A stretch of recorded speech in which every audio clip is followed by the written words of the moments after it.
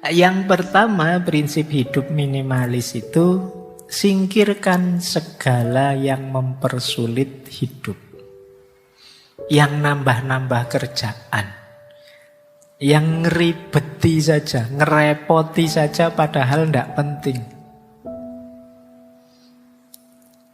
Ya singkirkan saja. Kadang-kadang ada yang ada ndak di sini yang suka misalnya dengan ikan misalnya, terus beli akuarium. Awal-awalnya seneng, tapi lama-lama males ngurusi. Akhirnya ikannya mati, akuariumnya buang. Terus kapan-kapan kok seneng lagi, terus beli akuarium lagi, beli ikan lagi, tapi terus yang buang lagi. Ini namanya kamu ngeribeti dirimu sendiri, merepotkan dirimu sendiri. Kalau kamu merasa Pak saya itu ndak open, ndak telaten ngurus yang gitu-gitu, yo jangan menyiksa ikanmu dengan kamu ndak telaten.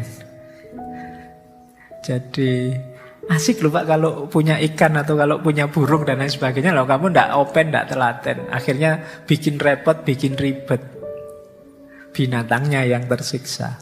Nah, singkirkan saja. Kasih ke orang atau siapa yang memang telaten dengan itu. Jadi jangan membeli, jangan memasukkan dalam rumahmu segala yang mempersulit hidupmu.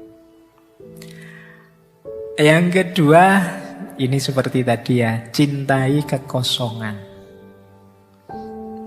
Jadi suka dengan kelegaan, kelonggaran. Kenapa sih kamu kalau masuk masjid itu rasanya lega, longgar, nyaman? Karena luas, kosong, tidak ada apa-apa. Tapi begitu kamu pulang masuk ke rumahmu, sumpek lagi, barangmu penuh, tidak karu-karuan. Ada baju yang nyantel di sana, ada baju yang di atas kasur, ada baju yang di kamar mandi, ada baju saja bisa ada di seluruh penjuru kamar. Belum buku, nanti ada buku yang di rak, ada buku yang di atasnya ada gelasnya, ada buku yang jadi ganjelnya apa. Buku saja ada di mana-mana. Ya pantas kamu masuk kamar terus rasanya kok sumpek ya Pak saya kalau masuk kamar. Salahmu sendiri. Kamarmu terlalu banyak barang yang tidak penting. Mbok sudah Mas yang itu dikasih temanmu atau disumbangkan kalau bakti sosial. Oh jangan Pak, ini ada sejarahnya Pak. Kamu kan sering begitu. Pak Dune kamu pelit. Oke ya, wong kadang-kadang sampah saja diambil pemulung kamu marah-marah. Wow ini jangan diambil ini. Padahal ya kamu sudah tidak pakai lagi. Bahkan kalau ada pemulung yang mau beli kan kamu nawarnya juga pakai harga tinggi. Padahal itu barang yang kamu buang, itu kan kamu tawar mati-matian. Padahal mereka yang pemulung yang membutuhkan. Nah itu kita sering begitu. Jadi yuk latihan mencintai kekosongan. Selama ini kita selalu mengidentifikasi diri dengan kepemilikan. Aku merasa sesuatu kalau memiliki sesuatu. Sekarang boleh dibalik. Aku bahagia justru ketika tidak banyak beban, tidak banyak kepemilikan, tidak banyak keterikatan. Oke lanjut. Ada lagi prinsip ketiga, konsep Damsari. Jadi ini istilah dari Jepang ya. Penolakan, penghapusan, dan pemisahan. Penolakan itu tadi, kalau tidak penting jangan masuk. Penghapusan itu kalau sudah tidak berguna jangan eman-eman untuk dibuang. Pemisahan itu klasifikasilah barang-barangmu. Sehingga jelas ini barang apa, gunanya apa, untuk apa. Oh ini barang jarang dipakai, ini yang sering dipakai. Yang jarang dipakai taruh paling bawah, yang sering dipakai mungkin yang lebih atas. Ini namanya pemisahan. Barang-barangmu aturlah dengan kategori sesuai yang kamu inginkan. Nah ini nanti lebih mudah mendeteksi nilai gunanya tadi. Ini untuk apa, itu untuk apa. Ini sering dipakai atau tidak. Ini gunanya harian atau bulanan. Kan ada barang-barang kita itu yang jarang dipakai tapi ya memang penting kita harus punya. Misalnya alat pertukangan tertentu seperti obeng, palu, itu kan jarang dipakai tapi ya sewaktu-waktu kita butuh. Nah, itu mungkin ditaruh di bawah atau di mana. Sementara yang sering dipakai ditaruh di atas. Baju misalnya, oh ini baju yang harian, ini baju mingguan, ini baju bulanan misalnya. Kalau daleman tiap hari dipakai, mungkin tempat khusus yang bisa diakses tiap hari. Kalau jas mungkin karena dipakainya pas momen penting, pas wisuda atau kawin saja, ya mungkin ditaruh agak ke dalam dan lain sebagainya. Itu namanya pemisahan. Lebih mudah, tadi kan kita punya prinsip berdasarkan guna. Guna itu lebih mudah diakses kalau kita sudah terklaster. Itu namanya pemisahan. Penolakan, penghapusan, dan pemisahan. Terus prinsip keempat, konsumsilah hanya apa yang engkau butuhkan. Nanti ada dikotomi antara kebutuhan dan keinginan. Ada beda. Pak, saya ingin beli HP yang terbaru, itu keinginan. Beda dengan, Pak, saya butuh HP yang terbaru.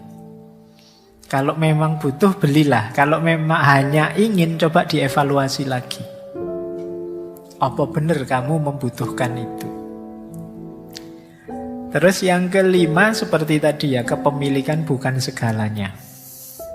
Jadi yang jadi kuncinya adalah kemanfaatan. Yang terakhir, waktu tidak bisa diulang. Ini prinsip ya. Maksudnya apa? Kerepotan kita, stres kita, terbuangnya waktu, tenaga, biaya kita untuk ngopeni barang kecil-kecil yang tidak penting tadi, ya tidak bisa diulang, sudah lewat. Kita menghabiskan hidup secara tidak efektif, tidak bahagia. Karena keinginan kita yang tidak terkendali. Apa saja mau dibeli, mumpung murah Pak, mumpung diskon Pak, mumpung beli satu dapat satu Pak, mumpung, kan kita selalu begitu. Akhirnya ya jadinya kita tidak efisien dalam hidup, waktu kita terbuang. Oke, lanjut. Nah, sekarang manfaatnya. Ini belum masuk ke filosofinya ya, masih praktis-praktis. Manfaat hidup minimalis yang pertama, hemat waktu, tenaga, biaya. Ini jelas ya. Semakin sedikit yang kita miliki kan semakin sedikit alokasi waktu, alokasi tenaga, alokasi biaya untuk barang yang kita miliki. Yang kedua, mengurangi stres. Ini tidak perlu dijelaskan. Tadi banyak ilustrasi bagaimana punya banyak hal ya resikonya banyak. Potensi stresnya lebih tinggi. Kemudian memberi ruang dan waktu untuk hal yang lebih penting. Kayak tadi misalnya kalian yang males ngurusi akuarium tapi punya akuarium, akhirnya kan waktu, tenaga, fokus ke situ. Akhirnya kepikiran. Jangan dikira cuma mikir menunda-nunda itu tidak stres, stres juga. Saya pingin sekali nyabuti rumput di depan kos-kosan, ini kok ya sudah kotor, tapi kapan ya? Tapi terus tidak gerak-gerak. Besok gitu lagi nongkrong depan kos-kosan, pengen sekali nyabuti rumput itu, tapi kapan ya? Jadi kamu kepikiran, stres, tapi ya tidak jalan. Kamu mungkin sering begitu. Jadi waktumu terbuang sia-sia. Yuk, efektifkan waktu. Jangan buang-buang waktu, tenaga, biaya untuk hal yang tidak penting. Kemudian kesempatan berbagi. Tadi kan ada bersih-bersih, buang-buang. Ya yang masih bagus kan bisa kita pakai untuk berbagi. Masih bagus ya Pak. Kalau bahasanya agama justru yang masih bagus itu yang pahalanya besar. Lan tanalul birra hatta tunfiku ma tuhibbun. Jadi belum engkau memperoleh kebaikan sampai engkau memberikan yang engkau cintai. Barang ya, bukan orang. Jadi Kalau kamu punya barang masih bagus, masih baik, tidak apa-apa sodakohkan. Kita kan sodakoh itu kadang-kadang memberi itu nyari yang sudah jelek. Bahkan panitia bakti sosial itu sering pakai kalimat yang baju bekas yang layak pakai. Biasanya kalimatnya gitu. Sebenarnya tidak masalah menerima sumbangan dalam bentuk baju baru. Misalnya ini tidak apa-apa. Siapa ngerti ada memang orang ingin menyumbangkan bajunya yang baru-baru. Ya ditulis saja baju baru atau bekas yang masih bagus. Karena layak pakai itu ya kadang standarnya beda-beda. Nanti bagi orang tertentu ini masih layak kok, padahal sudah sangat tidak layak itu. Disebutnya layak, mentang-mentang kamu ingin buang sampah, kamu berikan ke orang padahal sudah sangat tidak layak. Itu sudah robek-robek. Robek kan bisa dijahit. Warnanya pudar, tidak masalah, bisa buat sehari-hari. Ya, sepatunya kamu pengen buang barang. Nah, yuk ada kesempatan berbagi. Terus jangan lupa ramah lingkungan. Barang yang tidak ada gunanya dalam jumlah besar itu kan nama lainnya sampah. Jadi sadar atau tidak sadar kita itu banyak menyumbang sampah. Ada yang sampah yang sudah kita taruh di tempat sampah, ada sampah yang masih kita simpan di lemari kita, di laci kita. Kita sebenarnya ya kontributor sampah yang luar biasa. Maka ayo latihan minimalis. Nah, manfaat yang lain meningkatkan produktivitas tentu saja. Kemudian meningkatkan kebahagiaan hidup karena rasa khawatirnya kecil. Ya kayak tadi loh, kamu punya barang baru, barang bagus, itu kan khawatirnya lebih besar. Barang kesayangan khawatirnya lebih besar. Tapi kalau kamu simpel-simpel saja, hidupmu santai saja, barang-barangmu juga biasa-biasa saja, secukupnya, khawatirnya juga lebih kecil. Oke, lanjut. Nah, ini ada teori dari Francine J. Teman-teman mungkin pernah atau sudah baca bukunya yang judulnya Seni Hidup Minimalis. Nah, dia punya rumus namanya streamline. Streamline itu ya singkatan dari huruf pertama. Jadi huruf pertamanya itu kan S, T, R, I, A, M, dan seterusnya. Itu kalau dibaca streamline. Ini singkatan cara kita mempraktekkan hidup minimalis. Yang pertama apa? Prinsip pertama, start over. Yuk dimulai lagi sekarang hidup kita. Ambisi-ambisi yang kemarin, keinginan-keinginan yang kemarin dan lain sebagainya itu yuk diuji lagi. Mana penting, mana tidak penting, diuji lagi. Itu namanya start over.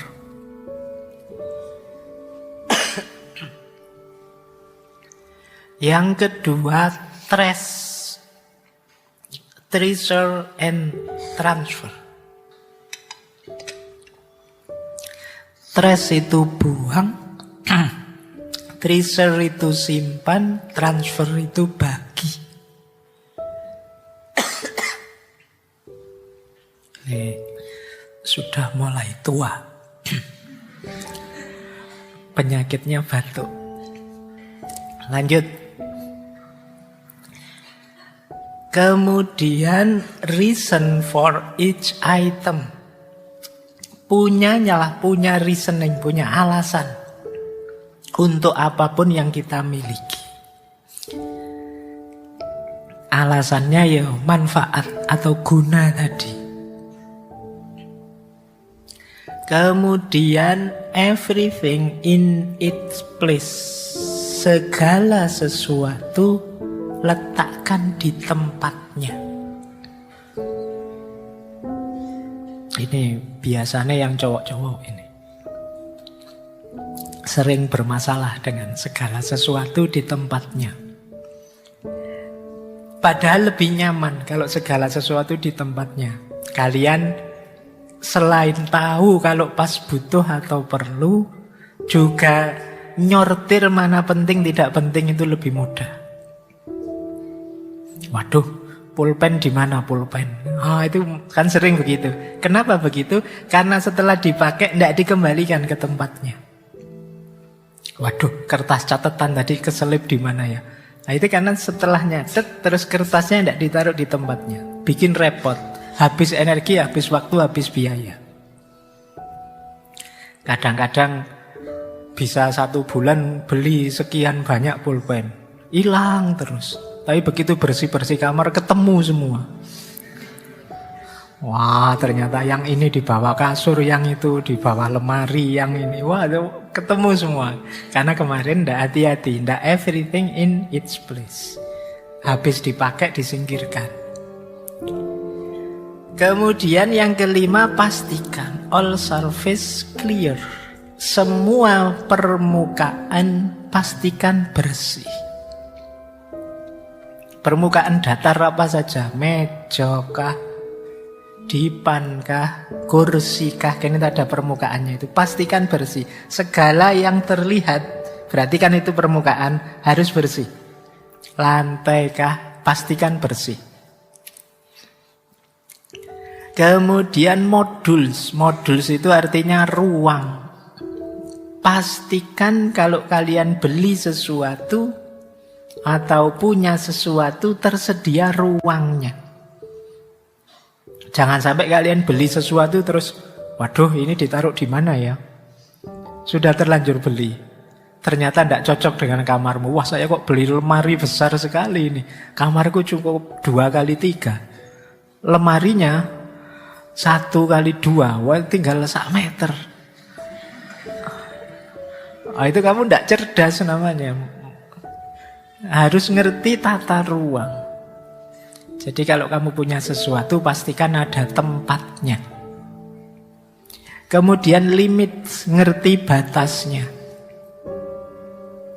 Jangan mentang-mentang seneng, mentang-mentang enak, terus kamu koleksi sebanyak mungkin misalnya. Itu masalah nanti. Saya seneng ya Pak, wah saya pengen koleksi banyak hal. Loh, cocok enggak dengan dirimu? Ada gunanya enggak? Ruangnya cukup enggak? Mampu enggak kamu ngopeni ngurusi? Nah itu kalian harus paham kapasitasmu. Terus if one comes, one goes out. Harus tega kalau ada yang baru, yang lama dikeluarkan. Kayak waktu kita beli baju misalnya, ada yang baru, yang lama dikeluarkan. Misalnya kalian punya pingin ideal baju menurutmu berapa? 5 misalnya. Ya pertahankan 5. Kok beli baju yang ke-6? Salah satu yang 5 tadi share ke yang lain, bagi ke yang lain. Nah itu maksudnya one comes, one goes out. Zaman saya di pondok itu pernah baju yang saya punya itu hanya seragam sekolah dan 3 baju. 3 baju itu 1 dipakai, 1 di lemari, 1 dicuci. Ini lanjut cerita saya tadi. Jadi 1 dipakai, 1 dicuci, 1 di lemari. Nanti besoknya yang dipakai dicuci, yang di lemari dipakai, yang dicuci taruh lemari. Sebenarnya 3 cukup, tapi kan kita punyanya 30 baju.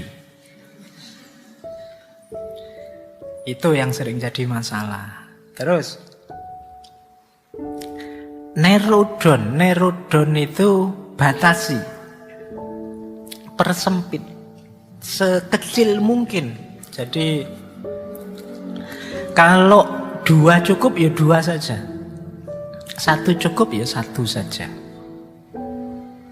Kemudian everyday maintenance. Everyday maintenance itu ya jangan males ngopeni. Punya motor, punya mobil, punya tadi peliharaan dan lain sebagainya, sering nambah masalah kalau kita males ngopeni. Oke, jadi ini prinsipnya. Namanya streamline. Lanjut. Ini istilah-istilah ya, ini mengenalkan saja. Ini sering sekali dipakai oleh orang-orang minimalis. Saya cepat saja, ini mudah. Ada zero waste living. Jadi hidup yang tanpa sampah. Karena semua yang kita miliki berguna. Kemudian yang kedua, prinsip less is more. Less is more itu justru dengan punya sedikit kita bisa berbuat banyak. Justru dengan kepemilikan yang sedikit kita bisa memberi banyak. Karena sedikit yang harus diurusi, kalian bisa belajar lebih banyak. Kalian bisa menulis lebih banyak. Waktumu lebih longgar. Itu namanya less is more. Yang ketiga, distraksi. Distraksi itu ya hal-hal yang memalingkan kita dari yang penting-penting. Ya kayak tadi misalnya diskon, kemudian flash sale, kemudian dan lain sebagainya. Ini namanya distraksi. Memalingkan kita dari yang penting. Kita jadi tidak jeli. Kita jadi tergoda. Nah itu distraksi. Distraksi itu ya wujudnya bisa macam-macam. Bisa barang, bisa orang, bisa pikiran, bisa sistem dan lain sebagainya. Yang itu membuat kita menjauh dari yang penting-penting. Itu namanya distraksi.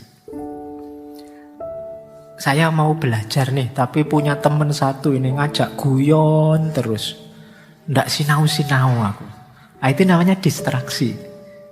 Jadi dia memalingkan kita dari hal yang penting. Aku pingin segera mencari bahan untuk makalahku, tapi kok game ini asik ya, aku malah kok keterusan main game terus, mau tak hentikan kok pahit, nggak enak ya. Memang lagi rame-ramenya. Nah, ini namanya game tadi jadi distraksi buatmu. Nah, jeli-jelilah membaca, oh ini distraksi. Harus berani aku tinggalkan. Baik, terus clutter. Clutter itu situasi ketika kacau balau, itu namanya clutter. Ruwet. Itu namanya clutter. Apapun itu. Antara yang penting dan tidak penting kamu tidak jelas, itu berarti clutter. Antara yang berguna dan tidak berguna kamu tidak tahu, itu namanya clutter. Nanti ada decluttering. Kalau decluttering itu ya upaya mengatasi clutter tadi, menyortir, memilah, memilih dan lain sebagainya. Jadi ini istilah-istilah yang sering muncul dalam wacana minimalisme. Zero waste living, less is more, distraksi, clutter, dan decluttering.